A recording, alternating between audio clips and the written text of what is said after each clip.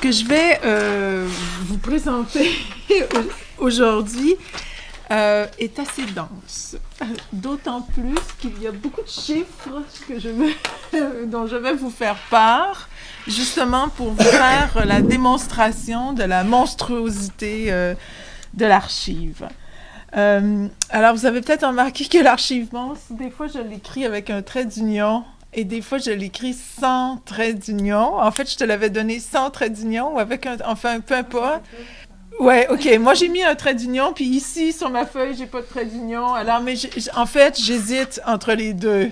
Vraiment, j'hésite entre les deux. C'est pas l'idée d'une archive monstrueuse, vous allez le constater. Oui, c'est l'idée d'une archive monstrueuse, mais qui va bien au-delà de ça parce que c'est aussi une archive qui dévore ce dont elle est la mémoire en même temps qu'elle me produit cette mémoire. Donc, c'est pour ça que j'hésite. Comme je suis pas une littéraire, moi, l'usage du trait d'union... Enfin, j'y réfléchis encore.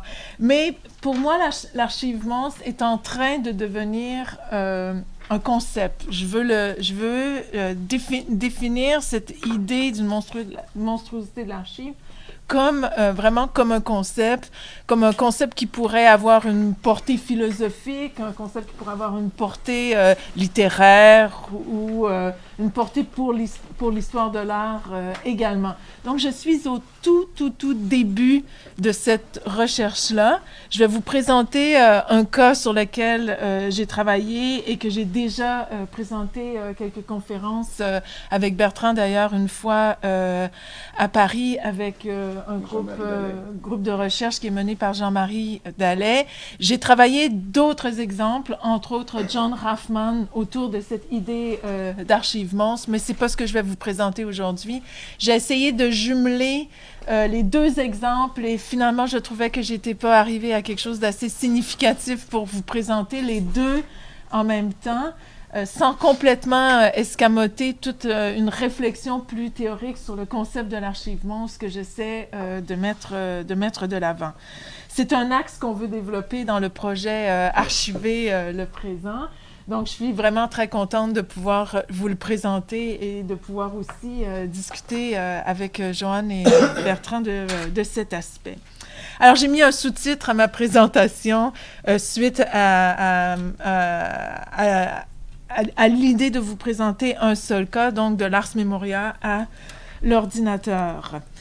Depuis l'Ars Memoria au XVIIe siècle, on sait que la capacité de la mémoire humaine est intrinsèquement liée à l'espace, que la spatialisation représente même la possibilité d'en développer les facultés. L'Ars Memoria est ainsi, par conséquent, un des éléments déterminants du passage de l'oralité à la visualité, car il est non seulement une méthode pour augmenter la mémoire, il nous en livre également les toutes premières représentations visuelles, je devrais dire les tout premiers schémas permettant de visualiser l'activité du cerveau humain sous une forme spatiale. Aussi appelée méthode des Locci, sa technique se fonde sur deux données essentielles, les images et les lieux. Le saut pourra vous paraître énorme ici entre l'Ars Memoria et l'ordinateur. Ce bond dans l'histoire ne sert pas à réitérer la pertinence de cette forme ancienne ou à montrer sa résurgence dans la culture numérique, mais à donner à voir la schématisation de la mémoire à laquelle ces représentations se sont livrées.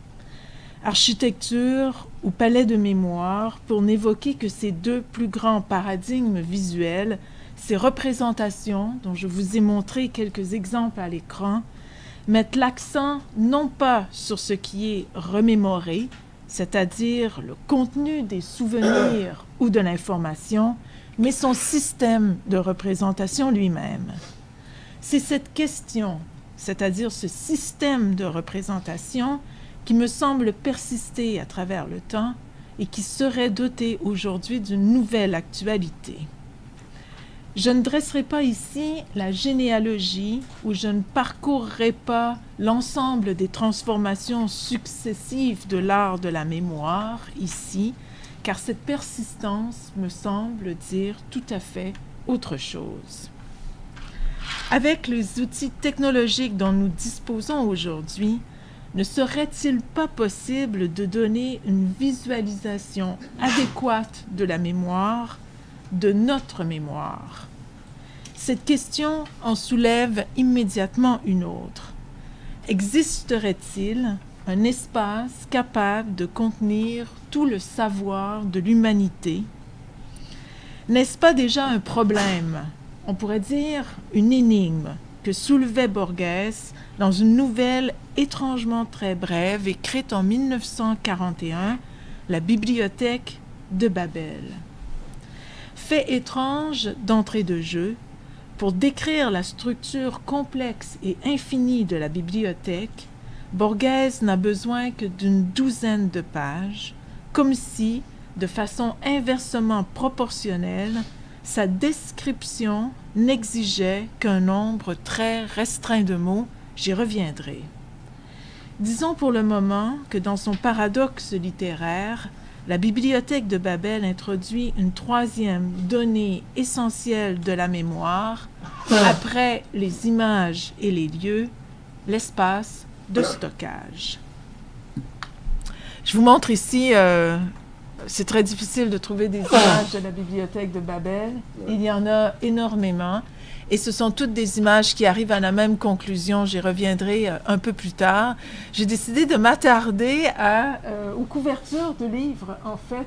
Comment le livre fiction dans lequel la Bibliothèque de Babel se retrouve, eh bien, quelles images avaient servi à illustrer la Bibliothèque de Babel? Évidemment, il y a beaucoup de représentations. C'est la Bibliothèque de Babel, mais c'est aussi la Tour de Babel. Et on dit souvent que Borges se serait inspiré d'une représentation de la Tour de Babel par Bruegel l'Ancien, au XVIe siècle. Donc, vous voyez que ça correspond aussi avec cet art de la mémoire. Un exemple récent permet d'actualiser cette question. En 2013, l'artiste Nicolas Bayer a exposé côte à côte deux représentations de la mémoire où il associe et met en contraste le vivant et la machine, c'est-à-dire d'un côté l'activité du cerveau et de l'autre, le serveur informatique. La première, en grammes, que vous voyez tout au fond de l'image, derrière cette grosse structure extrêmement rigide, donc cette œuvre s'intitule « Engrammes neurones », est une image du flux de l'activité cérébrale humaine. La deuxième, Engramme dans le monde des idées, est une structure informatique représentant l'espace de stockage de tout le savoir de l'humanité depuis les débuts de l'écriture. Leur titre reprend un terme de neuropsychologie qui renvoie au processus d'inscription des souvenirs. L'engramme est la trace que laisse dans le cerveau un événement du passé. Provenant de « en », qui signifie « dans » ou « à l'intérieur de », et de « gramma », qui signifie « caractère » et « trait », l'étymologie du mot insiste d'entrée de jeu sur cette dimension matérielle, tout comme la neuropsychologie, en le définissant comme une trace biologique de la mémoire, comme un artefact logé à l'intérieur du cerveau. Je vous montre cette image, je reviendrai plus tard sur la structure informatique. L'engramme permet en quelque sorte de visualiser le fonctionnement complexe de la mémoire, donc d'en donner une représentation visuelle. L'extrait suivant est repris de Wikipédia.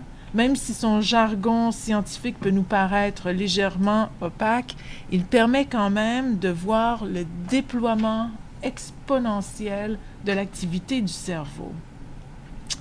On attribue l'élaboration de la mémoire à des modifications biochimiques des synapses qui sont au nombre de 86 à 100 milliards de neurones du cerveau humain connectés en réseau. Un seul neurone peut se connecter à 100 000 autres neurones, ce qui produit environ 1 milliard de connexions possibles. Déjà là, on voit dans la définition de l'engramme de la neuropsychologie, on voit déjà l'apparition d'un système informatique. C'est assez étonnant. Par son activité, à la suite de divers stimuli, le processus mnémonique produit une construction en structurant et en restructurant les informations en connaissance pour aboutir à des concepts programmables en action et en réaction plus ou moins appropriés. Conceptuellement parlant, à partir des traces laissées par ce réseau de connexions neuronales, il serait possible de capter l'activité cérébrale et donc de donner une représentation visuelle de la mémoire. Engramme neurone que vous voyez à l'écran présente une reconstitution de ce système vivant. Autrement dit, l'image donne un portrait de la mémoire humaine. Un portrait abstrait, pourrait-on dire, car ce n'est pas le contenu des souvenirs qui est représenté, mais bien les traces laissées par leur inscription. La photographie de ces multiples connexions neuronales a été réalisée à partir d'un collage de fichiers microscopiques qui a exigé des mois et des mois de travail et de prise de vue au microscope. Donc, vous imaginez bien que Nicolas Bayer a travaillé avec toute une équipe de scientifiques pour être capable de reconstituer le fonctionnement de la mémoire humaine et d'en donner une représentation visuelle. Alors que cette image nous conduit au cœur du fonctionnement de la mémoire humaine, c'est à l'intérieur d'un réseau informatique qu'Engramme, dans le monde des idées, nous fait pénétrer, en reproduisant cette fois aussi fidèlement possible les compartiments d'un conteneur informatique utilisé pour stocker des données. La juxtaposition des deux œuvres donne à voir d'un côté les flux du système réticulaire vivant et de l'autre la structure rigide des serveurs informatiques. D'un côté, le cerveau comme le support de la mémoire et de l'autre, l'ordinateur comme espace de stockage. Malgré les différences entre le monde du vivant et l'univers virtuel, soulignons que la neuroscience et les sciences informatiques définissent la mémoire d'une façon très similaire, traitant toutes les deux de la mémoire en fonction de sa capacité à acquérir, à conserver et à restituer une information et qu'elle concerne de façon générale le stockage. Avec ces formes noires octogonales, superposées les unes sur les autres, la structure d'engramme dans le monde des idées est élégante. Fabriquée de minces volumes de métal poli et de filages de caoutchouc, je vous la montre ici, et de filages de caoutchouc, elle est déposée, et vous voyez ici tous les filages de caoutchouc qui sont derrière, et dans l'image que je veux vous montrer tout à l'heure, vous voyez les contours des différents ordinateurs qui sont placés les uns entre les autres, comme si on avait un centre data, en fait, une sorte de module d'ordinateur. Je me retrouve. Elle est élégante. Fabriquée de minces volumes de métal poli et de filages de caoutchouc, elle est déposée sur une surface de marbre blanc pour évoquer, selon l'intention de l'artiste, l'origine de la connaissance et de la philosophie dans l'Antiquité grecque. L'espace est vide. Seuls les contours des serveurs informatiques ont été tracés, ce qui laisse voir l'intérieur d'un réseau complexe de galeries ou d'étages qui, malgré son extrême précision, semble indéfinie. Comme le décrit Nicolas Bayer, techniquement, les fichiers contenus dans une base informatique de cette taille pourraient contenir tous les livres produits par l'humanité dans toutes les langues depuis l'invention de l'écriture, aussi bien dire une part essentielle du savoir humain. Je vais revenir plus loin sur les calculs qui ont permis de tracer les contours de cette structure. Quoiqu'elle n'ait pas l'immensité de la bibliothèque de Babel, cette architecture de mémoire rappelle à plusieurs égards le projet de Borghese. Les liens entre les deux sont en effet nombreux et fort révélateurs. Borghese avait imaginé un espace pouvant regrouper tous les livres déjà écrits et tous les livres à venir, mais sans en révéler le contenu. La bibliothèque n'est pas vide pour autant. Bien au contraire, dans les premières pages de sa nouvelle, Borghese fait une description assez minutieuse de son espace. Un lieu gigantesque qui comporte des salles hexagonales disposées de façon identique, des galeries, des étages, comme vous pouvez bien le voir sur les images de ces pages couverture du livre, un espace circulaire. Malgré ces précisions, il reste difficile, voire impossible, d'en reconstituer concrètement l'architecture, et cela pour plusieurs raisons. D'abord, sa comparaison avec l'univers, sa taille gigantesque, puis son nombre infini de livres, et surtout sa logique combinatoire. Voici quelques passages clés de la nouvelle permettant d'en saisir la complexité. L'univers, que d'autres appellent la bibliothèque, écrit Borghese, se compose d'un nombre indéfini et peut-être infini de galeries hexagonales avec au centre de vastes puits d'aération. De chacun de ces hexagones, on aperçoit les étages inférieurs et supérieurs interminablement. On voit quand même que cette représentation est relativement plausible. La description se poursuit quelques lignes plus loin. Retenons pour l'instant que c'est dans ces galeries hexagonales que se trouve conservée la mémoire du monde sous forme de livres, dont le nombre est indéfini et dont le contenu a été remplacé par un code qui vraisemblablement ne pourra jamais être percé. Chacun des murs de chaque hexagone, écrit Borghese, porte 5 étagères. Chaque étagère comprend 32 livres, tous du même format. Chaque livre a 410 pages, chaque page 40 lignes et chaque ligne environ 80 caractères noirs. Il y a aussi des lettres sur le dos de chaque livre. Ces lettres n'indiquent ni ne préfigurent ce que diront les pages, incohérence qui, je le sais, a parfois pu paraître mystérieuse. Plusieurs données sont également fournies afin d'en déchiffrer le contenu selon une logique combinatoire. C'est ainsi qu'un bibliothécaire de génie, selon le terme de Borghese, aurait découvert la loi fondamentale de la bibliothèque, mais sans pour autant avoir accès au contenu des livres. Alors ce bibliothécaire de génie observa que tous les livres, quelque divers qu'ils soient, comportent des éléments égaux, l'espace, le point, la virgule, les 22 lettres de l'alphabet. Il fit également état d'un fait que des voyageurs ont confirmé. Il n'y a pas, dans la vaste bibliothèque, 2 livres identiques. De ces prémices incontroversables, il déduisit que la bibliothèque est totale et que ces étagères consignent toutes les combinaisons possibles des 20 et quelques symboles orthographiques, c'est-à-dire tout ce qu'il est possible d'exprimer dans toutes les langues. Tout, l'histoire minutieuse de l'avenir, les autobiographies des archanges, le catalogue fidèle de la bibliothèque, etc. L'énumération s'étend sur plusieurs lignes jusqu'à inclure la traduction de chaque livre en toutes les langues.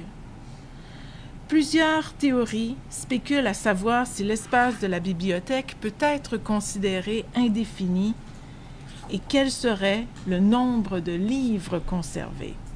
Selon le philosophe et psychanalyste Didier Andieu, il serait mathématiquement possible de calculer le nombre de livres dans la bibliothèque d'après les informations révélées par Borges.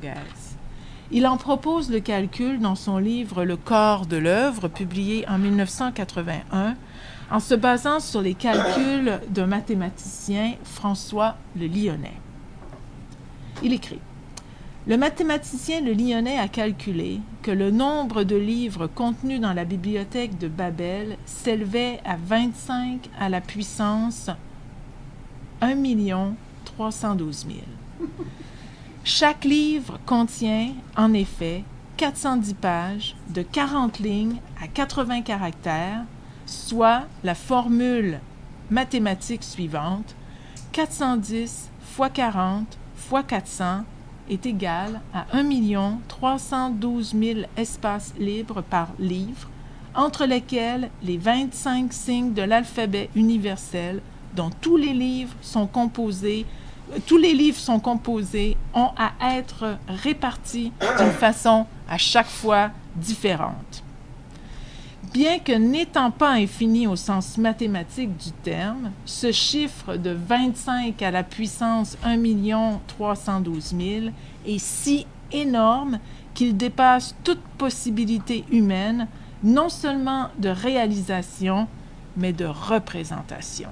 De là, mon intérêt pour cette bibliothèque.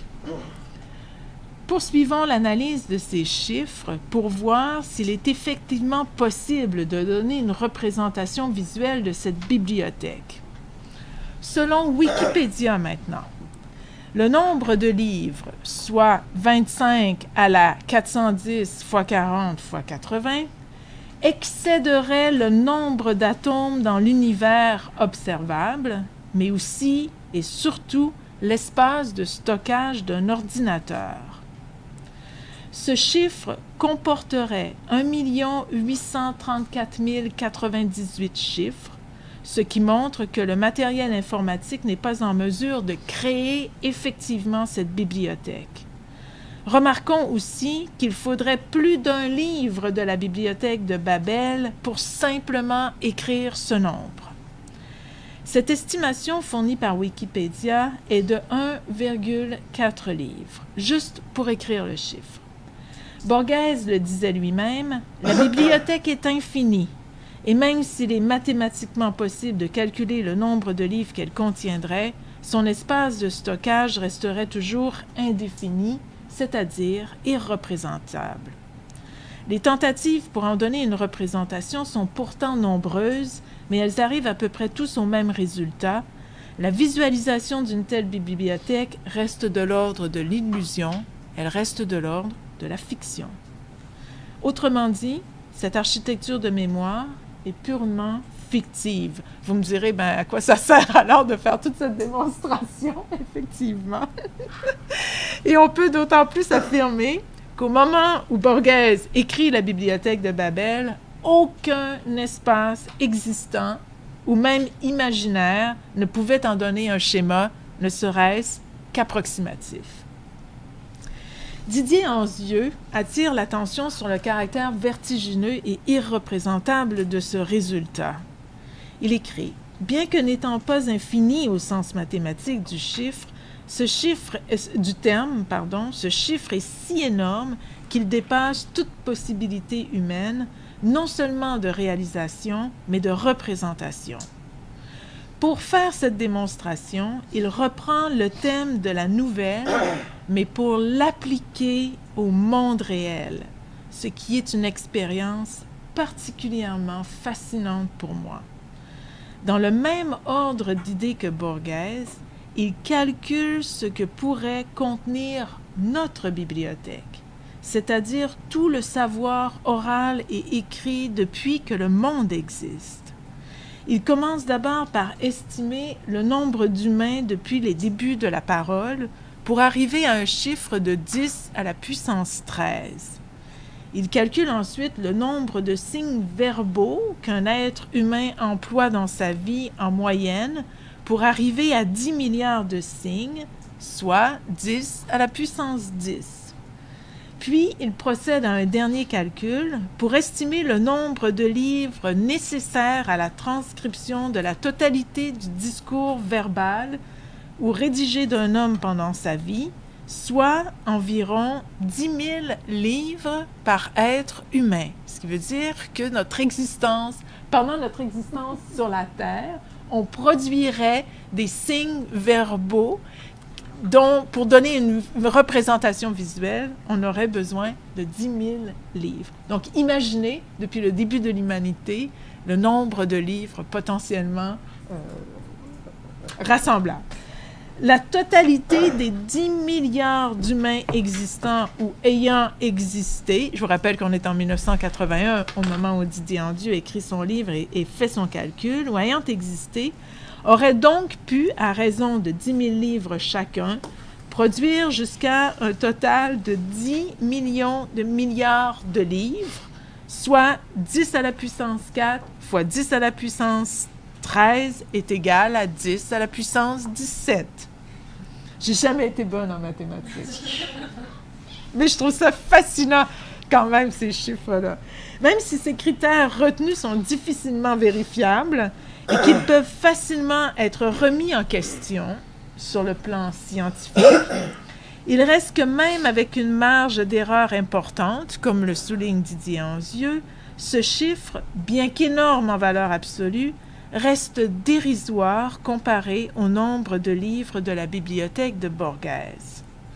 Que ce soit 10 à la puissance 15, 10 à la puissance 20, ou même en projetant cette estimation dans le futur où le nombre d'humains et de livres ne cesserait de croître, disons jusqu'au nombre de 10 à la puissance 25 ou même à la puissance 30, selon encore les estimations de Didier Anzieux, l'espace nécessaire demeurerait encore négligeable par rapport aux projections mathématiques anticipées par le système de Borghese.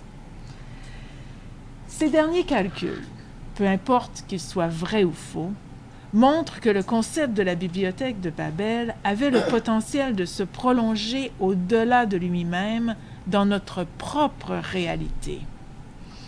Le pas à franchir pour passer de l'univers de la fiction au monde réel avait donc déjà été évoqué par Didier Anzieux avant que Nicolas Bayer n'en explore les possibilités et avant que l'ordinateur n'en facilite le calcul mathématique et la représentation spatiale. Engram, dans le monde des idées, visualise cet espace de stockage nécessaire à l'archivage de tous les livres publiés depuis le début de l'écriture. Mais si l'espace de la bibliothèque de Babel demeure irreprésentable, infigurable, comme je viens de le démontrer, Engram montre tout le contraire. D'un côté, la visualisation de la bibliothèque de Babel nous paraît complexe, voire impossible, en raison du nombre vertigineux de livres qu'elle contiendrait, mais aussi du désordre de ses galeries hexagonales et de l'esprit cauchemardesque, selon les termes de Borghese, qui semble y régner. De l'autre, Engram offre une représentation parfaitement figée, ordonnée et rigide de la connaissance humaine. Sur le plan formel, on peut parler de la bibliothèque et du serveur informatique comme d'un échafaudage abstrait dans le schéma duquel on ne distingue finalement aucun livre. Dans un cas comme dans l'autre, ils sont dématérialisés. Chez Borghese, ils sont ramenés à l'état de signes dans un système de code et de combinaisons. Chez Bayer, ils sont ramenés à l'état de données numériques dans un système d'algorithmes. Mais qu'est-ce donc alors qui est représenté? Plusieurs auteurs insistent pour dire que Borghese donne une représentation du contenant et non du contenu, qu'il donne à voir l'écriture comme une succession de caractères ne formant aucune langue précise, d'où d'ailleurs la référence à Babel. Il s'intéresse à la structure du langage, au code, et ce n'est pas un hasard si cette nouvelle est extrêmement propice aux études structuralistes, mouvement de pensée auquel fait d'ailleurs partie Didier Anzieux. Chez Nicolas Bayer, il s'agit d'un Big Data Center vide, translucide, un empilement de serveurs informatiques proche de ce que nous pourrions imaginer de la structure hexagonale de la bibliothèque de Babel. C'est encore le contenant plutôt que le contenu, et Ngram offre une représentation d'un monde numérique, mais hors du numérique. L'immatérialité des données est figurée par les espaces vides qui ne laissent voir que les dimensions des serveurs informatiques. Autrement dit, c'est une visualisation matérielle du savoir une fois dématérialisé en données numériques. Dans un cas comme dans l'autre, il s'agirait de représenter l'univers, ce qui est souvent évoqué à propos de la référence que fait Borghese à la tour de Babel et que nous retrouvons à une autre échelle dans les propos de Nicolas Bayer lorsqu'il dit qu'Ngram propose un autoportrait de l'univers numérique. Si ces projets respectifs se recoupent dans leur désir d'imaginer tout ce que l'esprit a produit pour le contenir dans un espace, il faut toutefois souligner que les moyens pour y parvenir sont fort différents. Borghese se projette dans l'imagination et la fiction, comme nous l'avons vu, alors que Nicolas Bayer modélise le savoir et son espace dans la matière en se basant sur des projections réelles, car au moment où il réalise Ngram, l'ordinateur offre la possibilité d'une telle représentation, puisque la capacité de stockage d'un serveur informatique est quantifiable et calculable, même si elle ne cessera jamais d'augmenter et que cette augmentation est inversement proportionnelle à son espace, comme nous le savons tous. C'est grâce à ces moyens techniques qu'Ngram, le monde des idées, peut prétendre donner une visualisation de ce que serait une bibliothèque virtuelle, un Big Data Center contenant tous les livres. Cette structure est techniquement capable de contenir toute la mémoire du monde enfouie dans les bases de données. Autrement dit, Ngram est une méga archive virtuelle. Mais encore, faut-il pouvoir en faire le calcul? Pour dresser ce portrait du savoir de l'humanité, 2 opérations ont été nécessaires à Nicolas Bayer. Combien de livres auraient été publiés dans le monde depuis l'invention de l'imprimerie et quel serait l'espace nécessaire pour stocker tout ce savoir écrit et conservé jusqu'ici? Il fallait donc, d'une part, établir le nombre de livres et d'autre part, figurer l'espace de stockage nécessaire en fonction de la technologie la plus récente. Le premier calcul, c'est-à-dire le nombre de livres produits par l'humanité, le premier calcul est basé sur les chiffres fournis par Google en 2010, au moment où la compagnie annonçait son projet de cataloguer et d'archiver l'ensemble du savoir écrit sur la planète. Selon les algorithmes de Google, le nombre de livres aurait été proche de 130 millions, soit plus exactement 1 229 864 000, équivalent à 4 milliards de pages numériques et 2 trillions de mots. Je vous rappelle les grandes lignes de cette vaste opération de numérisation et d'archivage extrêmement controversée, telle que rapportée par les médias au moment de l'annonce faite par Google. Google reconnaît qu'il est pratiquement impossible de faire le compte de tous les livres jamais écrits. Certains ont disparu, comme dans l'incendie de la bibliothèque d'Alexandrie. Mais Google Books a besoin d'une estimation, même relativement imprécise, du nombre d'ouvrages à numériser. La première difficulté rencontrée fut de déterminer ce qu'est un livre et comment avoir accès à l'ensemble des données sur les livres existants. Après avoir établi un certain nombre de règles, Google établit qu'il existerait 1 milliard de livres différents répertoriés dans les librairies de la planète, dans les librairies et les bibliothèques de la planète.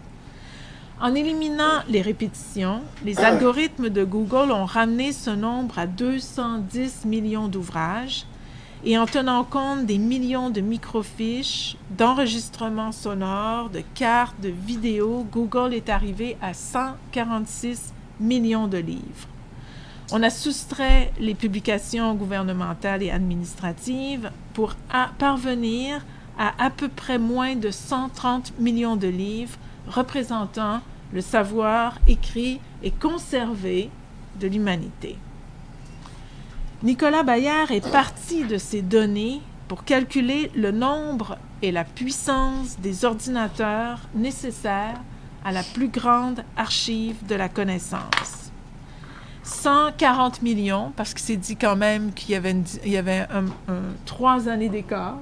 Alors, 140 millions de livres, fois 3 MB en moyenne par ordinateur, ce qui fait 420 millions de mégaoctets. Il faut dire que ce nombre reste théorique et sans doute pour vous comme pour moi complètement abstrait. Il a été calculé en 2010 et la quantité de livres ne cesse d'augmenter. En 2013, l'année de production d'Engram, Nicolas Bayard a évalué que dans un espace d'une dimension relativement raisonnable, une structure de 2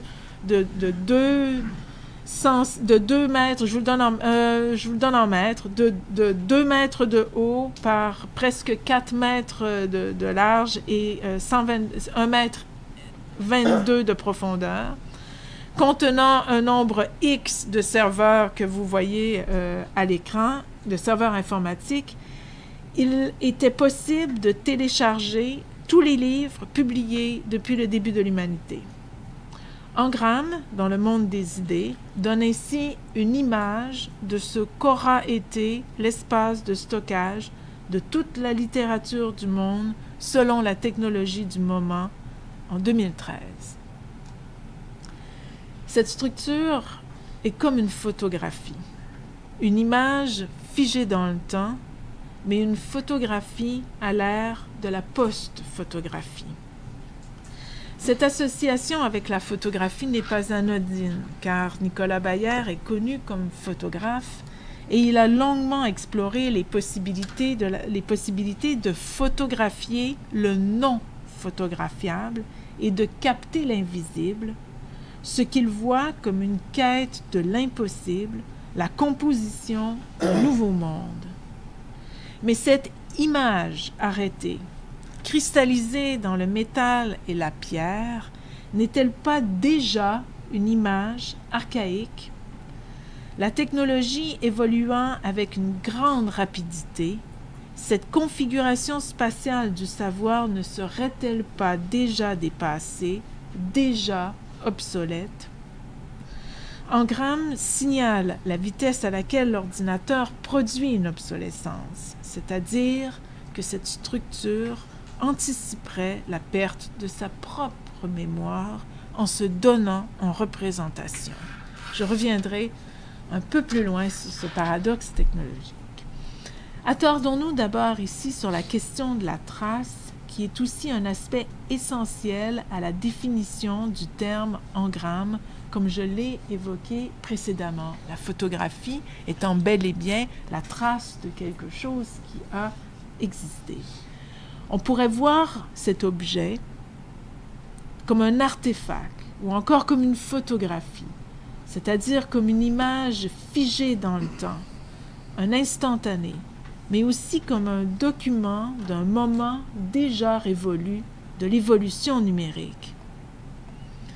L'idée me semble être ici de figer, d'archiver cette mémoire dans une forme qui témoignerait non pas du savoir de l'humanité, mais des capacités de stockage de l'ordinateur. L'objet n'est pas vraiment un ça a été, selon la célèbre expression de Roland Barthes qui décrit la relation de la photographie au passé, car sitôt son apparition, c'est déjà quelque chose du passé. Cette visualisation est une projection, non pas dans le futur, mais dans le passé, c'est-à-dire le savoir de l'humanité tel qu'il aura été. En ce sens, Nicolas Bayer a raison de considérer cette sculpture comme un hommage ou comme un monument, c'est-à-dire comme le témoignage de ce qui aura été la capacité de mémoire de l'ordinateur à un moment du temps. On est en quelque sorte dans une projection virtuelle d'un passé révolu, ni tout à fait passé, ni tout à fait présent, ni futur, mais un temps qui en reconfigurerait les composantes temporelles. L'usage du futur antérieur s'impose ici pour décrire cette archive singulière et comprendre son rapport au temps. Car le futur antérieur permet de nommer ici les potentiels du temps, du passé comme du futur, dans un présent déjà dépassé, sans qu'il n'ait jamais vraiment eu lieu. Si on reprend les deux références de la bibliothèque et d'Engram, Babel d'un côté et Google de l'autre, cette opposition peut sembler extrême. Pourtant, elle dit bien tout l'écart qui sépare la fable de la réalité.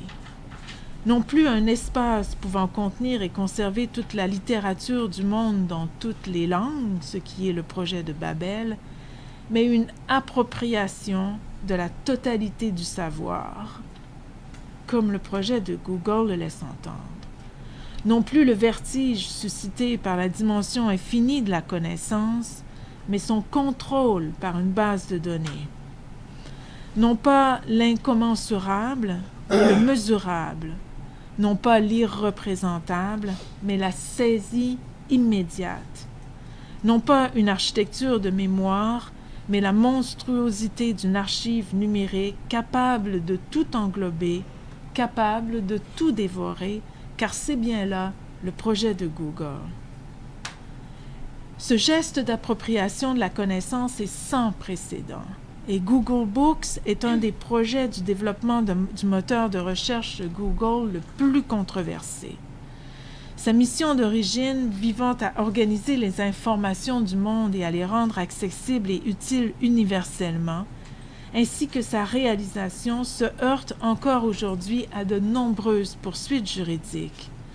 En effet, la fonction de cette base de données n'est plus celle d'une archive conventionnelle, soit la documentation, la conservation, la consultation, l'ordonnancement, mais l'accès immédiat et la navigation instantanée à condition d'être devant un écran d'ordinateur ou un appareil mobile.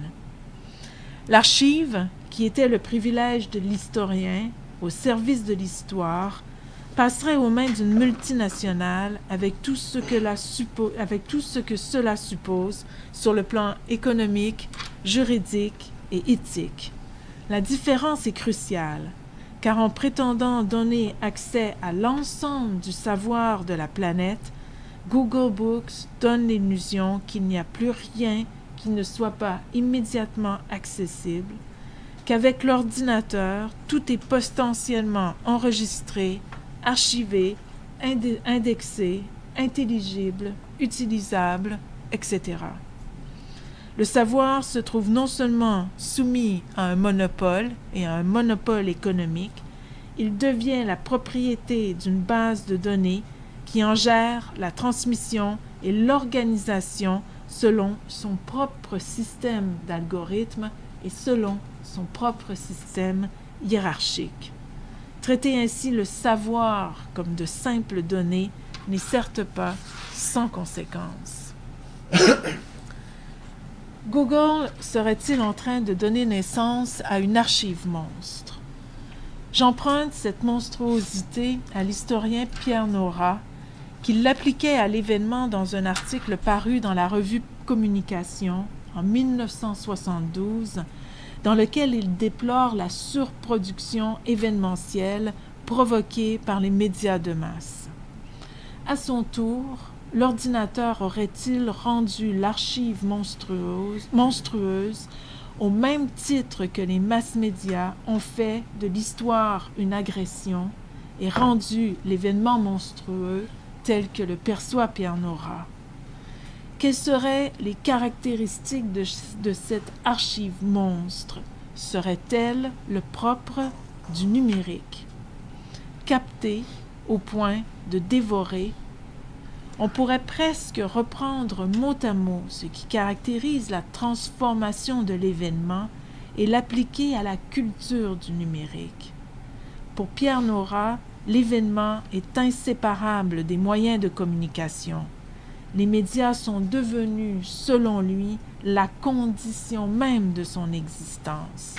En s'appropriant l'événement, les mass-médias auraient pris le monopole de l'histoire. Dans nos sociétés contemporaines, écrit-il, c'est par eux et par eux seuls que l'événement nous frappe et ne peut plus nous éviter. Si l'événement apparaît monstrueux, c'est parce qu'il se donne dans l'immédiat, sans le travail du temps. Il fait jouer le présent contre l'histoire, l'immédiat contre l'historique, le vécu contre le légendaire, tel que Pierre Nora le décrit. La transmission en direct et la rapidité d'accès arrachent à l'événement son caractère historique, selon l'expression de Pierre Nora. Selon François Doss, Pierre Nora réalise l'extraordinaire capacité d'amplification des médias pour faire vivre dans un rapport d'immédiateté l'événement. Cette amplification aurait un double effet sur l'événement. Elle en transforme la nature et la valeur au profit de l'événementiel et elle fabrique de l'inintelligible. Selon Pierre Nora, il nous bombarde d'un savoir interrogatif, énucléé, vide de sens, qui attend de nous son sens, nous frustre et nous comble à la fois de son évidence encombrante. D'un côté, un état de surinformation perpétuelle et de l'autre, de sous-information chronique. Quels seraient maintenant les effets de la mutation de l'archive dans le numérique? Si l'archive monstre transforme le savoir en de simples données et que la bibliothèque est remplacée par le big data, n'est-ce pas du même coup soumettre le savoir à une immédiateté et à une inintelligibilité? Devant l'extraordinaire capacité de stockage et d'indexation des bases de données, ne faisons-nous pas face à une inflation de l'archive? Et la vitesse à laquelle le numérique peut prendre de l'expansion et accumuler des données au point d'une surcharge ne la soumet-elle pas à une obsolescence? C'est ce qu'ont observé des théoriciens intéressés par l'idée d'une archéologie des médias. Je ne reviendrai pas sur cette question parce que ce serait beaucoup trop long, mais on peut évidemment en discuter. Les technologies numériques ne produisent pas seulement une masse incessante et infinie d'informations, elles les soumettent à une obsolescence quasi instantanée. La capacité de stockage des univers numériques engendrerait un revirement paradoxal de la mémoire. Face à cette obsolescence auquel les technologies numériques soumettent l'archive, ne faudrait-il pas penser une mémoire de la mémoire, une archive de l'archive? Cette question nous retourne directement à Engramme, le monde des idées. En sa qualité de représentation de l'espace de stockage de tous les livres, une telle architecture de mémoire expose la coexistence de deux logiques et de deux temporalités incompatibles. La beauté de sa structure dissimule la monstruosité de l'étendue de la mémoire informatique, la voracité du numérique et particulièrement du big data, de telle sorte qu'au moment même où elle se donne à voir, elle est déjà une représentation dépassée. Mais l'hommage dont elle témoigne, par le portrait qu'elle livre de l'univers numérique, vient inscrire cette obsolescence dans une nouvelle épaisseur du temps. Cette pérennité de l'hommage figé dans le marbre et le métal, comme le suggère Nicolas Bayer, contraste avec la vie en ligne, dématérialisée, médiatisée, branchée sur un surprésent. Engramme possède ainsi les mêmes propriétés neuropsychologiques que les inscriptions de la mémoire dans le cerveau. Elle est une trace. Merci.